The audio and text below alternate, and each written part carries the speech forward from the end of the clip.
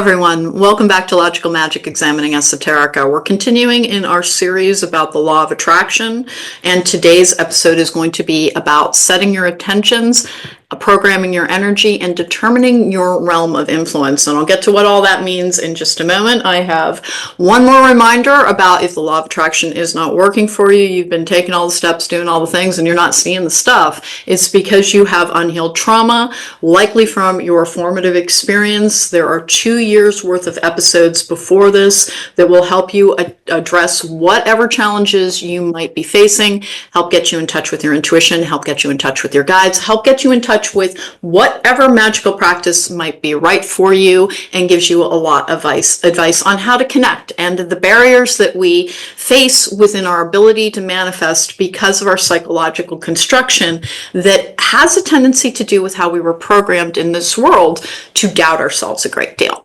So you have to overcome a hurdle when you're trying to manifest in the terms of whatever accumulated energy is already there. It exists in the past a great deal. When you're willing to release it and let it go, you clear that path. But you can't release something and let it go until you've healed from it, until you've truly forgiven whatever, karmic load might be there from the resentment that you might hold towards people who are punishing towards you, etc. And the way to do that is to heal. And all of that is in the episodes prior to this. Again, it took about 2 years to do, so you're going to hear me referring to it from time to time. But we're going to start talking about the law of attraction and programming your energy and determining your realm of influence while setting your intentions as well. If you need to find me, you can find me at therisingmoon.com. It is the only way to book me for a tarot card reading, like a tarot card reading, a life coaching session. I do a bunch of healing work as well. I do predictive tarot. I like predictive tarot. I use tarot a great deal to help people manifest things. So I work with trying to help people identify whatever blocking energies they have, whatever they might need to heal to be in full alignment, because part of setting our intentions is being in alignment, taking the steps to align ourselves. First you try to heal the shadow work, and then you take control of your energy. And that is what you're doing when you're trying to manifest something, is you're taking control of your personal energy and learning to program the energy around you. The other way to find me is at YouTube at Chromecast at the Rising Moon. It is likely going to have its channel name change very shortly. It will retain the At the Rising Moon type part. There will be links in the description box and in the episode notes down below, so that it's not like you're ever going to lose me. But that there will be a channel name change coming. And I also have a Patreon where we do Spirit Guide Weeklies, Spirit Guide Monthlies, where your Spirit Guides give you advice on what you're facing that particular week. So let's get going here. The law of attraction is one of the best things to help heal you in this world because it puts you in touch with your personal power. Once you've overcome the hurdles from the past and you're standing in the present, you've resolved your shadow work, you've resolved the inner child healing, which is one of the typical ways that it is termed. I've never liked it particularly because it's such a reductive phrase. It makes you feel like you're doing something wrong. If you're like, I'm still walking around with this little kid, hey, we need that little kid. That little kid contains our wonder. Wonder and curiosity and being amazed by this world is one of the biggest components of joy. And the law of attraction seeks to help us live more joyfully. Setting your intentions. I wrote some notes down here because, of course, I do all of this so automatically that I need to make sure that I have it structured carefully for people. So when we're setting your intentions, you want to be clear about what you're stating, what you want. You need to be positive. Please remember that the word never is something that you're meant to exclude from any kind of manifestation. So for instance, if you've had difficult relationships, you're not going to say, I never want to cross paths with a narcissist again. Instead, you're going to say, I am trying to magnify, amplify, and attract love into my life of the soulmate variety with good give and take, respect for my feelings, and respect for others as well. And that's the type of thing that you would say in terms of you're trying to exclude a particular energy, but you don't want to use negative energy. And it is not because it will then cause the thing to manifest. If you're like, I don't want to be poor anymore, it's not going to make you manifest poverty. You're already in that energy. You're learning to try to release it. By the way, it is not your fault if you are living in a societally programmed energy, which is the thing that we're trying to do when we're releasing the blockages to trying to manifest the life that we want, is overcoming the programming that surrounds us. So setting your intentions is basically knowing what you want. You keep it simple. You state it frequently. One of the things that's in my notes here is that I frequently forget forget to mention is don't forget to stop at the end of the day and reflect over what kind of progress you feel you've made in whatever you're trying to heal, and however you reacted to things, because one of the first things that your guides will do is help you heal any tendency towards reactivity. A greater perspective gets us to detach from our outcomes. We had the detach from outcomes episode already, but that is one of the things that will help you with detachment, is reflecting on the journey, making sure to celebrate victories. Is there anything else? Oh yes, there's one other thing that I don't think we've covered enough, which is taking responsibility for how you view your life. This is the first step in how you begin to set your intentions. Is first you understand that however you're looking at your life is a choice that you're making. Because everything has a positive and a negative. And I always like to use examples from my own past because it helps. I've talked about the bum childhood. But the real part of that is it made me incredibly individual. It made me self-reliant. It made me very resilient. It made me adaptable to change. That if I look at that period of my life, I can go, oh, that part sucked, because it really did suck. But if I choose to turn my head and look at, but what did it do for me? It did a lot of really good things for me, including keeping me in touch with the source that I always knew was there from the time I was a child. And most people have that, but they lose that sense of something else being there as the programmed energy of a society that says that's outlandish, it's not possible. We can't scientifically prove that you're in contact with something. Faith, when it is proven, the belief that something else is there, is not presented to you in a concrete form where you can show somebody this happened, this happened, this happened. I come as close to it as I can with my repetitious draws that say the same thing over and over again. And it does, I know it helps clients when the same cards keep coming out, because it does mean that it's like that is something repeating itself until it's heard. But we need to take responsibility for how we view our lives. And remember that I've said this before, but it's the best tool, is you want to look at your life and the lives of people around you like books that you're picking up and reading. That it's a narrative that is structured in a way that, can it be a hero's journey? Is it going to be a comedy? Is it going to be a tragedy? Is it going to be a success story? Is it going to be a romance novel? Romance novels are hard to achieve in the 3D, so you're better off writing your hero's journey and having chapters that are dedicated to your romantic life, because romance is beautiful. Who doesn't really want it in their lives? But when we try to build our whole life around it, it has a tendency to lead to something called enmeshment or feed codependency. And so you want to look at your journey as first and foremost, what am I doing with my life, and who will be with me for legs of my journey, sometimes for the rest of my life. But that's not the point of what you're living your life for. You're not living your life to find your person. You're living your life to find your power. So look at your own journey as I am writing the story of my journey towards my personal magical power. In the law of attraction, that means manifesting. So that's setting your intentions, and that is such a key component, is taking responsibility for how you're viewing something. Because if you feel like life is out to get you, then you're going to feel like a victim. If you feel like I'm brought these challenges so that I can build up my strength, so that I can be resilient, so that I can respond to any of the exterior pressures from a world that's trying to do its own thing, that is programmed towards greed, power, and gain for the very few. When you're working with the law of attraction, you're trying to take that a share of that pie. But you're going to do best stepping outside the bakery, where you're like, no, I disconnect from collective energy regularly. I take walks without my phone. I make sure I'm in nature sometimes in order to have full ability to manifest, set your intentions. And this is called determining your realm of influence. You want your realm of influence to start from a positive personal place. Your realm of influence is recognizing that there are societal pressures to believe a particular thing or do a particular thing, and that if you really want to command your personal power, you want to be as free a thinker as possible. So forget what you think about things from the standpoint of what is the news telling me to think about? What were these guiding stories in my history class? Find out new information and determine your viewpoint from where you are now.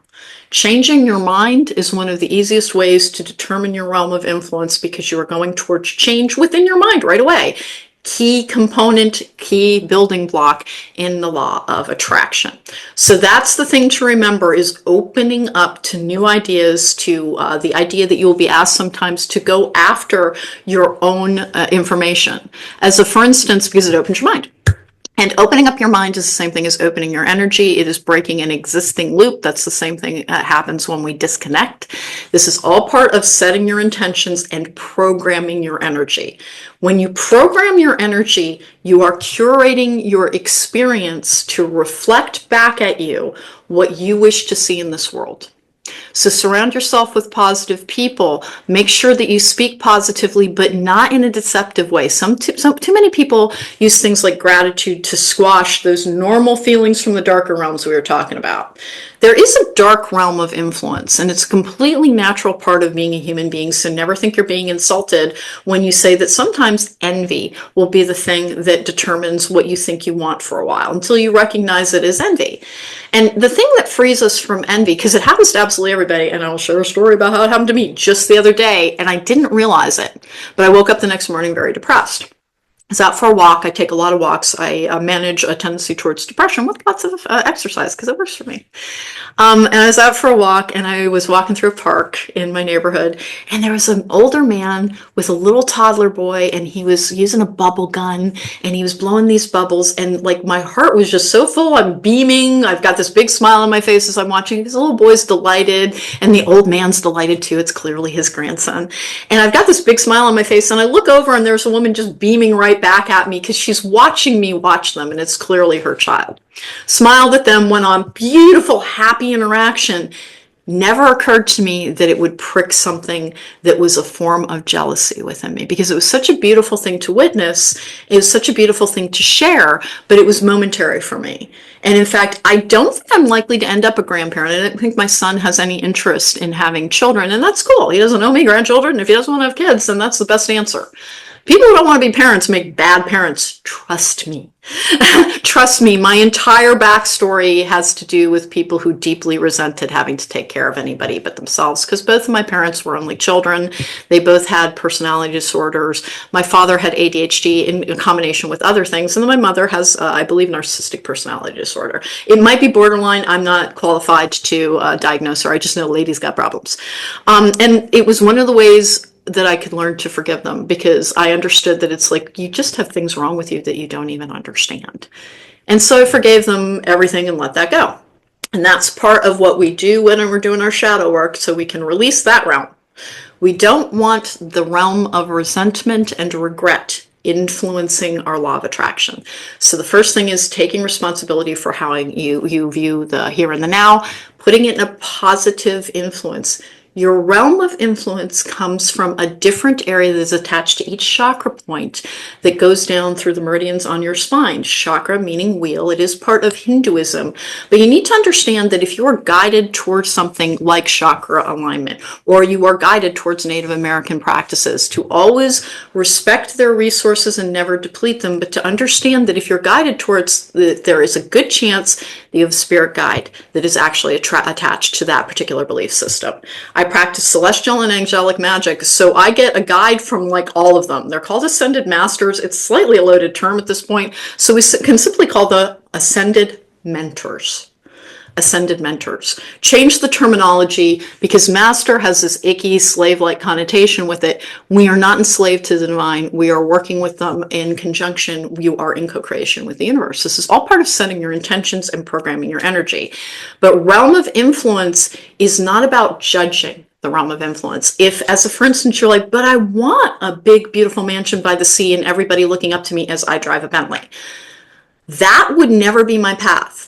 But you have to recognize that part of the reason that you might want that is that your self-esteem has some envy issues in it, and seeing people with more and thinking they're more important. And it's not about judging it or eradicating it. It's about recognizing it as a component. That which we're done, and like not judging yourself for it, is like, but I like nice stuff. I love comfortable beds. I like good sheets. I like a lot of like opulent things. Even though I like a really simple life, I like my little luxuries and treats. It's because it does make me feel pampered and loved. But that realm of influence does have to do with this kind of, I'm going to go ahead and call it out as like one of the slothful energies, that you can keep everything in moderation. It means it keeps you anchored. It keeps you human. When we get too ungrounded, people don't function well within the 3D. They have a tendency to develop some problems with interacting with others. They're too detached from. We need our 3D representation to have a big realm of influence in what we're doing because you're trying to bring things into the 3D. So being grounded is super duper duper important.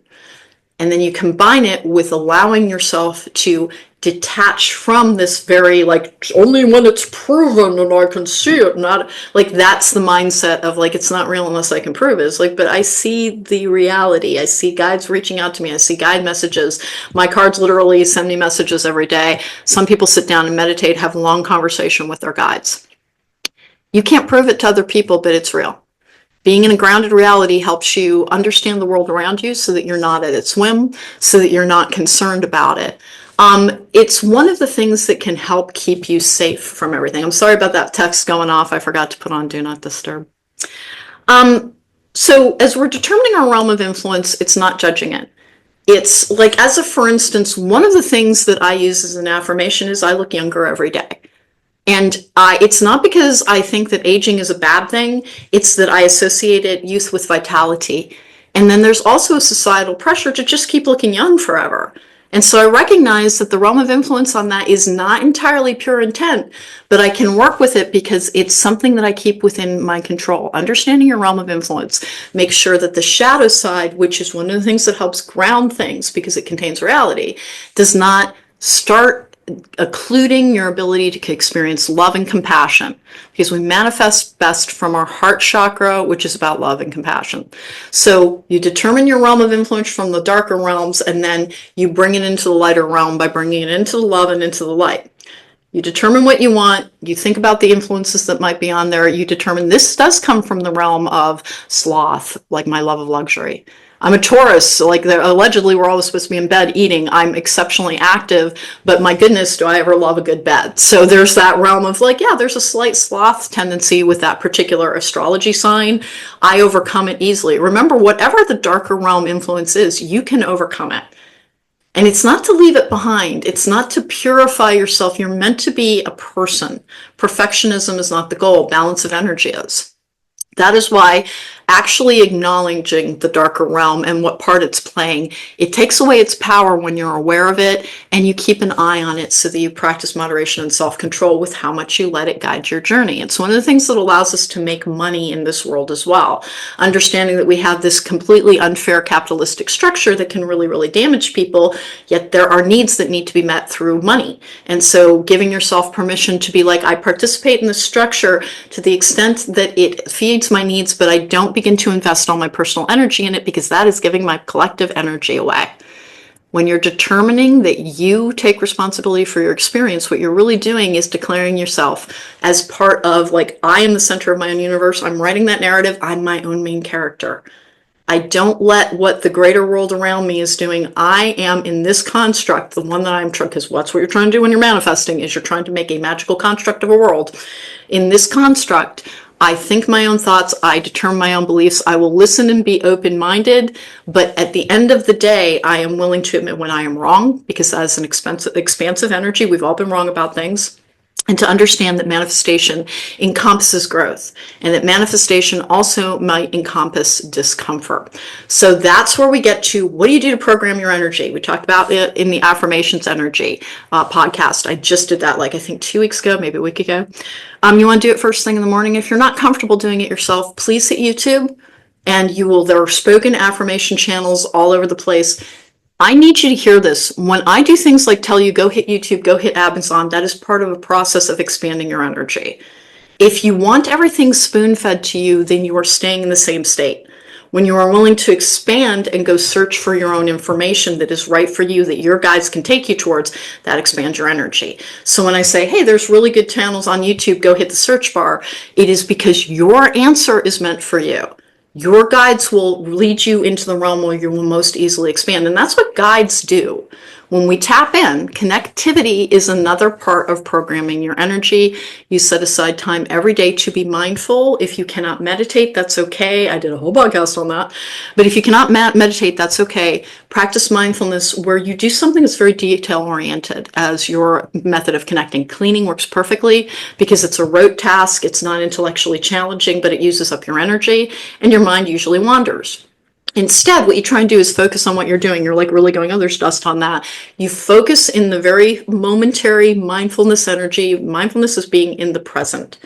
So you do something that will draw your attention in the present, but is not taxing or emotionally exhausting. And that's a good state to be in to connect. You can listen to music while you're doing it. Programming your energy to the realm that you wish to enter, even if you're in a darker realm, like I have depression. So that is a realm of influence for me. And I don't take medication for it. I've gone into this over and over again. I'm just a fortunate person. It exists at a low enough level that it is responsive to things like dietary management, exercise, mood management, light management, all of those things. I can manage depression with that, but it still kicks my butt sometimes. And if it was any worse, I would go and get medication. I have nothing against medication. Please understand that it is part of the wonder and the magic of our world that we can cure so many things that used to take people out permanently. And if you can manage things without medication, sweet, but never be afraid to participate in an existing structure if it can be beneficial to you. Antibiotics saves lives. You really need to remember that you can curate your experience to have only the experience with a particular existing structure to fit your needs. And the medical situation is a very important one to remember because particularly in the United States, and not all my listeners are in the United States, I know that part. In fact, I'm very fortunate, and to all you people who listen to me who English is not your first language, I'm so honored because it means that I'm more understandable than I think I am.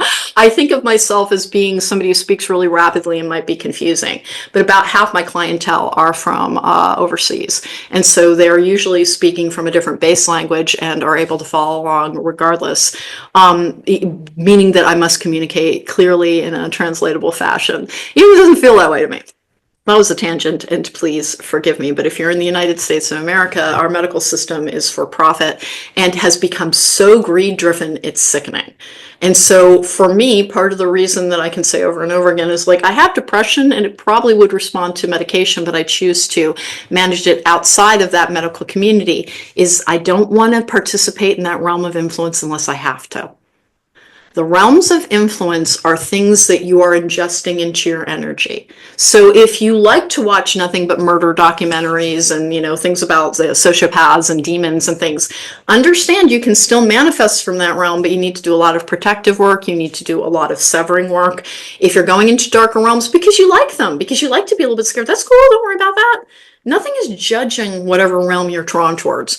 But if you're drawn towards one of the degrading energies that comes with spirit attachments, like anger, like rage, like the idea that like it's fascinating how other people break down and like dissemble human life and things, which is, again, it's not a judgment issue. It's a recognition of that has an influence in my life.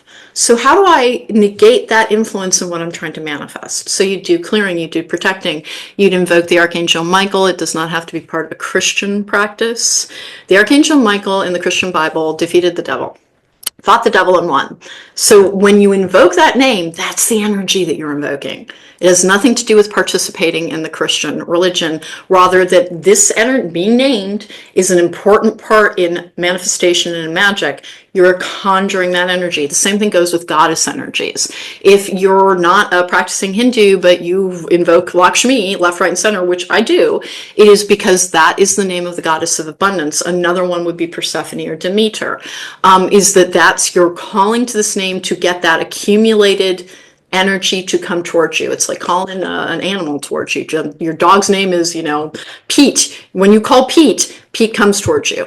If throughout history, this particular energy that manifests this particular other energy, like a goddess of love, like Aphrodite, then you're going to invoke that so that you can get the energy of amplification established throughout cyclical history, calling upon collectives that have walked this earth before you. So that's how you can call on these older energies and not be a part of a practice, because that particular energy, that goddess energy, is not the property of Hinduism. It is the property of reality. So it knows to answer to the name Lakshmi, but that is not the only name that it goes by.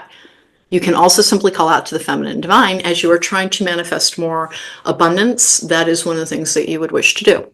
So you determine your realm of influence in any of the degrading energies and you take the appropriate steps to guard against it. One of the things that I do is, because I do tarot all day long, is that I can have other people's spirit attachments coming through cards. I just recently had to box everybody up, my decks and things, because different people's guides come through them, and I clear the energy continuously throughout the day. Every time I work, I have some protective practices in mind, and I do protective practices including invocations, and then I'll clear the energy afterwards, because I don't want other people's stuff coming into my realm. I take steps to release it. So you recognize your realm of influence, you program your energy through the experience that you choose, the thoughts that you allow yourself to have. If you're having a really negative, when I discovered I was having that envy thing where I'm not going to be having a grandchild anytime soon, I didn't even think about it. I just didn't even think about it until the next morning when I was like, really, I was drawing some cards. I kept getting the envy card for one thing. But then another thing that kept happening was I was really, really, really, really sad. Out of nowhere, I'd been doing like super duper well with it. And I know that depression is worse in winter. And then I really started examining that. I got a details card and I'm like, okay, what happened yesterday? And I realized that there was a part of me that was sad and a little bit envious of that person having that experience with that cute little boy who was having such a good time and, caused me to smile great and big and like, what a beautiful transcendent thing. Not likely to be part of my experience. One of the ways that we can release envy is that I fully understood that that little tiny snippet I saw, the moment I saw that touched something in me that made me say, I wish I had that too, which is what envy really is wise enough to recognize you don't get to cherry pick from somebody else's life. If you like that somebody else is thinner or prettier or younger or has a grandchild, then what you are really doing is wanting that one little thing to come into your life in the form that you want it. You're not really envying what the other person has. You're envying what you think it is. And that I'm fully aware that there's an entire picture with that I may know nothing about. That man could be dying of a terminal cancer. I don't know. That when you try and take one part of a person's life, every other part comes with them. To get somebody else's thing, you have to have their entire experience, because we are an interwoven fabric of our choices that brings us back. That's what that person manifested in their life through their own choices, their own energy management. And that in order to have that, I would have to lose parts of me. But we have to make peace with the idea is in order to have your experience, it will exclude you from other ones. Like I never get to be a 6-foot-tall Swedish volleyball player. I might admire that person for their athleticism and all kinds of things. I'm very sorry. My apartment manager likes to text people far too much. I'm going to pause and put this on Do Not Disturb. Let's hope that that actually solved the problem. There may be a weird, funky recording in progress voice. I'll try and track it down, or I might forget entirely. It's hard to say. So anyway, I've gotten that dampened down. So you recognize that when you have a lesser aspect, when it might be jealousy is the one that people think they're being a bad person when they have some form of jealousy, instead of saying it's part of being a human being.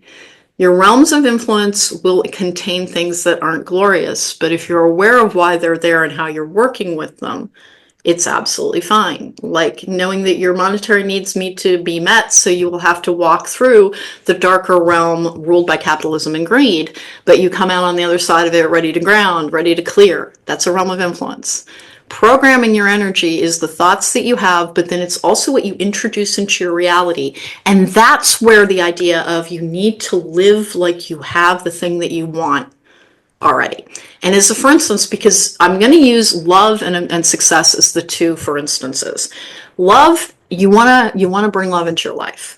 Please stop saying you only want romantic love. You want love of life. You want that, and to include a soulmate partner. You want a romantic partner as well, but you simply want to love your life. So that's a simplification. The simpler you are with what you're requesting when you're in co-creation with the universe, the more rapidly it will come to you. The more specific you are with it has to be this, it has to be that, it can throw other things out of balance, and then it can take longer. So when you're trying to manifest, you want more abundance, you want more prosperity, you want more wealth, you want more health, you want more love. When you're trying to manifest love, what you want to do is begin engaging in things that invite that energy in over and over again. Maybe you're reading romance novels. Maybe you're watching romantic comedies. Maybe you're exposing yourself to scents that are related to love. And this is where I'm going to go back to do your research. Do your research. One of the things that might be is cherries. Cherries are associated with romantic ardent love. But you want to do some research on it because it's part of opening your energy. to the energy that you're trying to manifest. If I just tell it to you, it's very surface level. If you open up your mind to find what you like and what you don't, to discard, it's like, oh, I do like vanilla. Oh, I do like cinnamon. They are going to tell you about the scents that you want to surround yourself with. One of the easiest ones is all things floral. The easiest way to begin bringing more love energy into your life is to get some essential oils that are floral. There's ones on Amazon. You just search floral essential oils. Please keep in mind, I have no skin sensitivities, but if you do, make sure you patch test on this, and if it is not appropriate for you, don't do it. But one of the easiest things you can do is make your own bath soak, and you can start with either a soap base. I use the Ivory soap. It's the liquid one. It's about $6 for a giant thing. It has a nice, pleasant fragrance with it that marries well with different floral incantations. You can use that one, or you can use Epsom salt and simply put things in threes, 3 drops up to 10 drops. 10 is complete cycle. 3 is the thing, one of the love magic energies. 6 is for balance. Count the number of drops you put in either 2 cups of Epsom salt or a cup of body wash, and you're going to get that floral essential oil. You're going to hold it in your dominant hand. You're going to say, I bless, empower, and activate this to bring more life into my love, more ardent love into my life, more passion, more romance, more connection. These are the things that you're going to want to do in order to start programming your energy. You put that in the bath soak, you shake it all up. I do not actually suggest using it as a body wash because some people have trouble with essential oils coming in contact with their skin. If you have any sensitivity, please do not do this. Whenever I'm telling you to ingest something or expose your skin to it, it is up to you to make sure I can do this. I can do all of these things without it being a problem. If you have any known urinary tract instances, then if you're prone to urinary tract infections, then maybe bath soak isn't the right thing for you. But you can still make different forms of, you can put it on candles. You can, 3 drops, you bless, empower, and activate rose oil, you put it on a tea light candle. Roses technically can burn, but rose oil, in my experience, has not proven to be particularly flammable when used on a tea light candle in 3 drops, so that your home is scented with this rose smell. There are so many things that you can do. Make sure that your what you wash your sheets in returns to you that energy of like, what do you associate with it? Is it vanilla? Is it musk? Is it the sandalwood? I don't like sandalwood, but it is one of the things that is associating with love. This is the programming of your energy and the way that you live as if you already have what you want. You're trying to manifest love. You're going to eat the foods associated with love. You're going to smell the smells associated with love. You're going to make sure that you have very sensually soft fabrics on you whenever possible. You begin to inhabit the energy before it fully gets to you. Now, when it comes to money, because that's the one where people can have a hard time with, is because we have limited resources, is you can indulge that through the non-grounded realities of, I really want this home, I really want this vacation. Spend some time expanding your imagination around that. You manifest from a subconscious place, but also from a conscious place. Meaning you put something in on the conscious level, it goes in at the subconscious, and it stays there at the subconscious manifesting. So what you put in at the conscious level, I am going to look at trips on these beautiful cruise lines, or on this, I've always wanted to, fly to New Zealand. I'm going to look up a tour to there. I'm going to look at what each stop and what souvenirs might be available. You do a deep dive into an immersion of the energy that you are trying to bring towards you. If you want more luxury in your life, maybe you're looking at fine dining establishments in your area. This is part of programming your energy, and it's one of the ways that you can do it without accumulating that. Now, when you sit down and meditate, remember, self-respect and the willingness to self-indulge are interrelated concepts. If the only way you know how to take care of yourself is to treat yourself a little bit, then you're not managing your feelings in a way that's really beneficial. Self-indulgence holds a place, but is meant to be something that is a treat instead of the thing that establishes your feeling of wellness. So love, you surround yourself with the energy of that. Prosperity, you want to surround yourself with the energy of people forget to prosper is to grow. All growth mindsets. You learn new things, you go new places, you take new routes to places that you always go. You break your morning routine, you eat something different for breakfast every day. When you're trying to prosper, do something different. constantly. Now, it doesn't have to be radically different. In fact, you want to retain the things that you like, but you're also taking out the A, B, C, D, E of your life and saying, today I had F first and then Z and then A in the litany of things that you do throughout the course of the day. Shake it up and change it. That is inhabiting the energy of prosperity.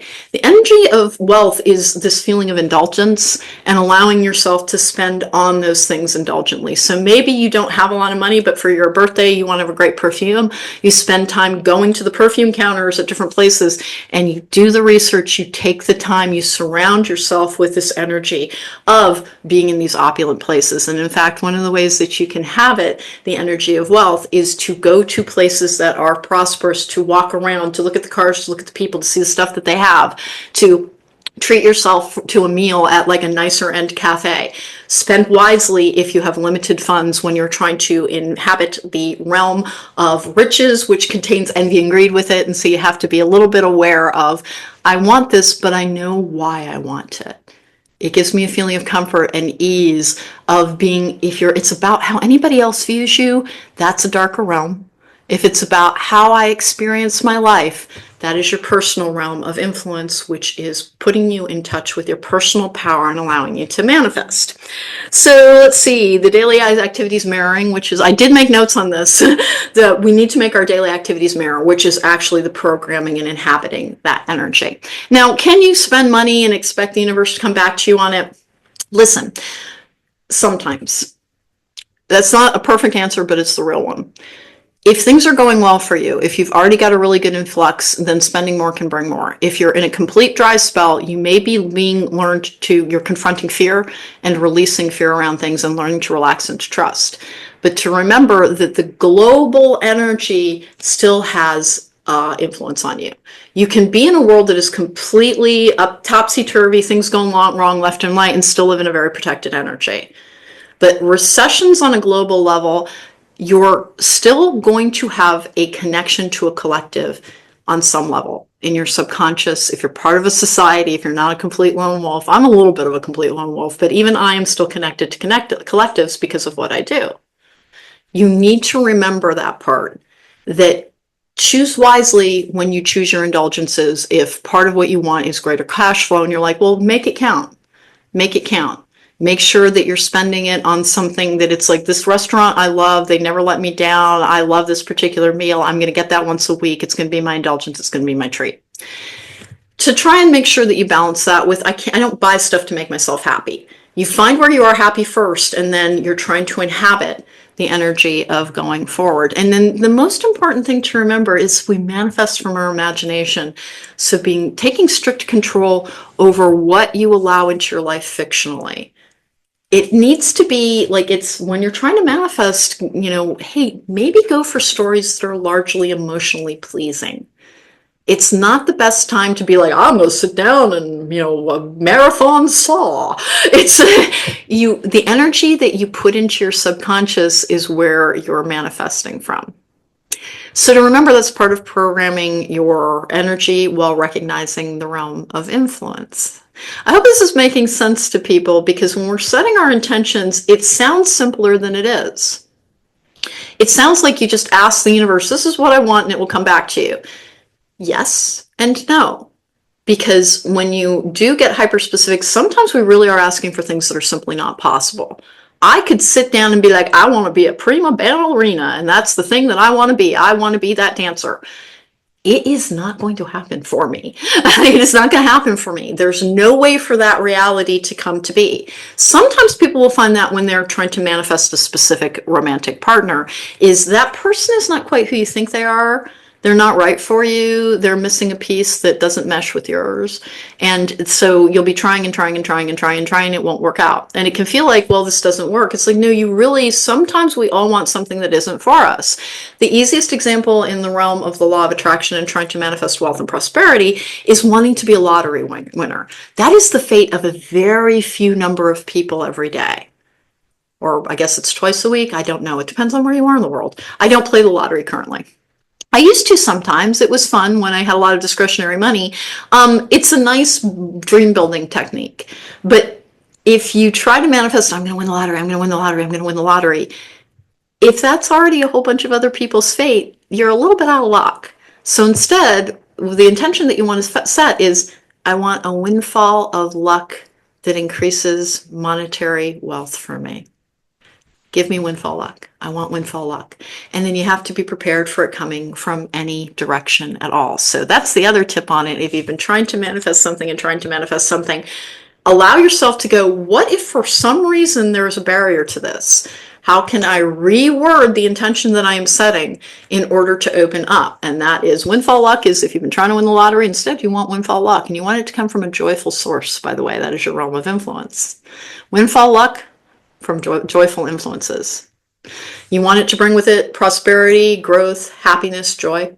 Tell the universe what you want it to bring with it. These are setting your intentions, determining your realm of influence, and programming your energy.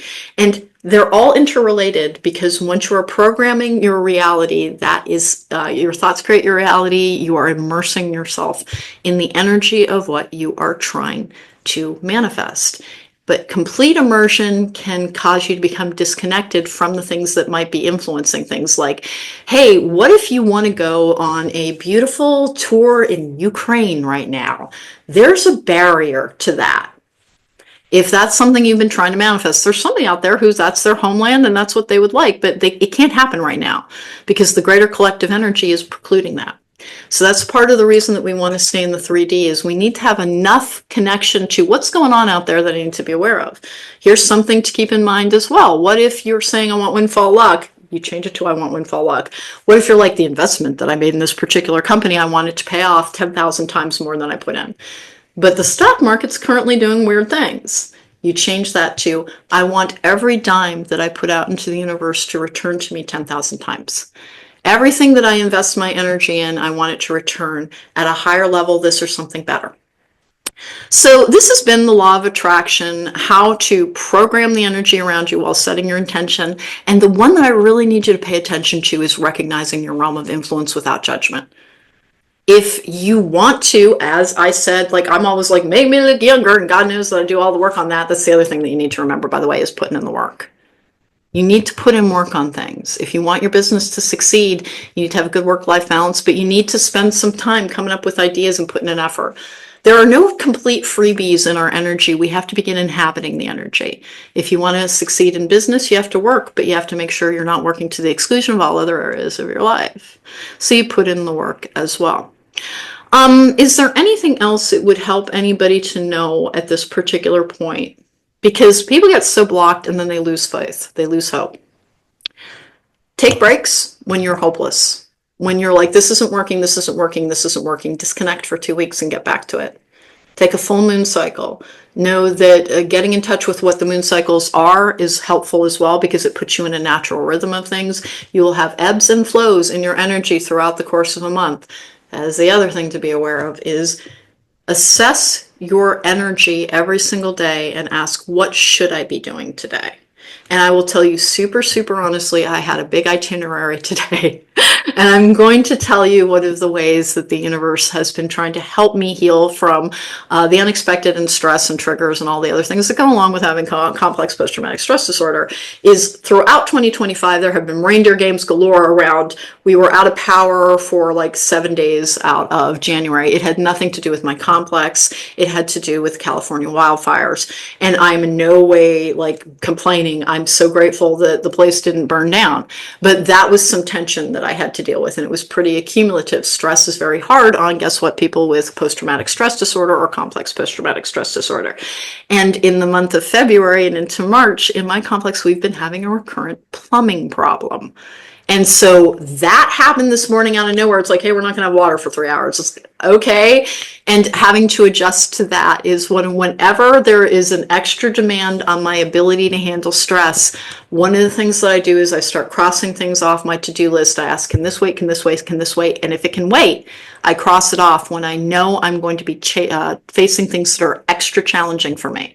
If you are facing something that causes you fear and anxiety, then you do the exact same thing.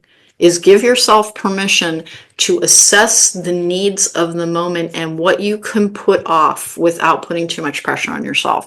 Because what you're trying to do is have this very sturdy foundation of energy to put things on so that something can't come along and trigger you into accidentally targeting your own success if you are prone, if you also have post-traumatic stress disorder, and which can cause people to be very reactive as they try and defend themselves, usually when it comes from, in my case, it came from, my parents were so incredibly violent around each other that I'm sure as even a tiny child, I can remember it as a toddler, they were literally trying to kill each other. And so they would have gone to jail in the here and the now, both of them, but it was a completely different time. And it did something to my feeling of safety in this world. And so stability and security and safety, whenever there are things that are messing with that too much, I keep in mind that's really bad for a long-term stress disorder I have. I should take it easy on myself. When you're in co-creation with the universe, you're in co-creation with your shadow side as well, which is where the realm of influence concept comes in. Your shadow side and the realm of influence will try to exploit any vulnerabilities that you have to take the energy that you're trying to put out into the universe. And you don't want to think about it as like that Dracula and foes and monsters. They just are. That's their function in this reality structure. It's not personal, and you learn not to take it too personally. I will share the tiniest little bit of the rest of that. Like, I had to take a few things off my my to-do list because we have to get good at recognizing our own red flags. I'm probably turning bright red. Well, I'm about to call myself out so hard. I get to know the people who work at different places because I like them. I like to hear people's stories. And the person who does maintenance here now is different than the person who used to, but I've gotten to know them as well. And because you do not understand, there were 2 weeks where we didn't have hot water on a regular basis, and it was, by California standards, incredibly cold. And so we were, people around here were suffering. You couldn't get your dishes done properly, you couldn't do your laundry properly. It was this tense 2 weeks. They finally got that part fixed because the water heater was dying. They had to replace it. And the water's off this morning, and I hear the doorbell rings as I'm negotiating around that, and it's the maintenance guy. And when I opened up the door, I had my hair back, and I do not know what the look on my face was, but I saw it. I am psychic, but I didn't need to be for this. He was terrified of me. When I opened the door, I was like, what the hell is on my face that this guy is looking at me like I'm Medusa out of nowhere? It's like he practically turned to stone. I must have looked vengeful because I was just, what now of it all? I saw the look on his face and realized, oh, I need to scale back today, because I do know that when that starts building up, that whole, I am Mount Vesuvius with feet, when I'm really, I'm under too much strain, it's like, that's a red flag. As other people can tell that my energy is swinging towards the frustration energy. And I do not have any resentment towards that. It is part of what makes it me able to do things, to make things manifest, to make things happen, is I have big energy. But when it starts to swing towards that, part of me was registering, I have had enough. Enough. Whatever this is, done. We're done with this. And you can probably hear it in my voice. I'm ready to call on my Scottish ancestry, pick up a broadsword and start, okay, who do I need to lay waste to here? Who's at my door? Whose head's hitting the floor? And is it literal? No, but it's the feeling inside of me. And he knows me well enough that he really could tell that it's like, oh, she's ticked. And I forget that that can scare other people, because I'm not actually afraid of people who have big tempers, because it's like, oh no, we do not want to go toe to toe. I don't, when that part of me comes out, it's like, I don't even, I'm afraid of that part of me. So I get why they might be as well. But it was recognizing that red flag for myself. Be in touch with your red flags, because they're not just about other people. You are demanding too much of your energy. You will burn out and you will crash out, and then you will destroy something that you've been working on. And that's not a bad thing sometimes. Sending the message that hey, I work from home, maybe don't just ring my doorbell out of nowhere, you're going to be interrupting me. That's not the worst thing for that guy to have absorbed, but I never want to frighten people. And I certainly need to pay attention to, that is a sign of me becoming a pressure cooker, and in conjunction with the greater world that has all of these things going on, beginning to make a bit of a ticking sound, that it's like, oh, you could blow, so take it easy on you. The other thing to remember is working in conjunction with the season, and this will be coming out on, I think, the 13th of March, which is exactly 1 week before the first day of spring. It is an excellent time to clear your energy. When you are determining your realm of influence, when you are programming your energy, when you are trying to manifest and set your intentions, you want all these things, do a spring cleaning. And it's not about shaming you for your environment. It is about taking what you have and putting it into a better state. And if you can only do a corner of your room because you've got all kinds of, like, I have depressive issues, I have ADHD, whatever might cause you to struggle with that, then you set realistic goals. But you have to have some self-discipline to manifest. It is taking control of your personal energy. And if you keep telling yourself, I can't do it, it's too much, it's like, then break it down into bite-sized pieces and do what you can do. Set a timer.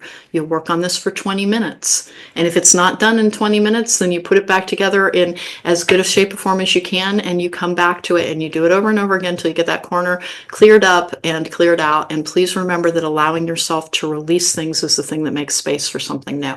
So if you're holding on to all kinds of stuff from the past, let it go. One of the things that I had to do recently was I got asked to, box up all my cards and put them away. I kept getting this Protect What You Love card.